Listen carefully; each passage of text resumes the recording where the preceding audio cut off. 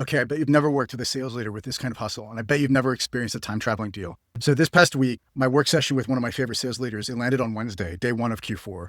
Like many of my CROs, I usually get a text from them at the end of the day on the final day of the quarter telling me where their final number landed. But this time I didn't. So my first question was, how did Q3 close?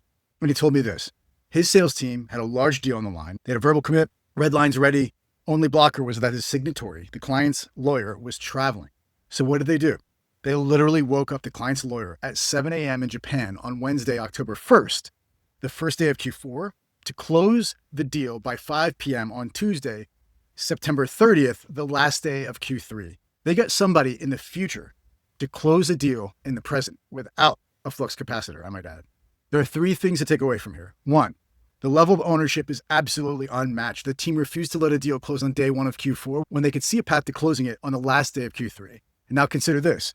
He obviously didn't make the call to the lawyer, the client did, which means number two, he and his team built a relationship strong enough with the prospect that they were willing to go above and beyond to help them make this kind of absolute power move. You don't do this for any vendor, but only for treasured partners.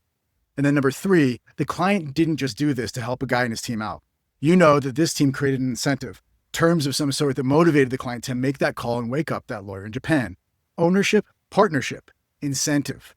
Now, here's the thing. Then every one of our work sessions, we crack deals wide open. We challenge assumptions. And despite this elite leader walking in thinking that all the options have been exhausted, he almost always walks out with additional actions that move revenue.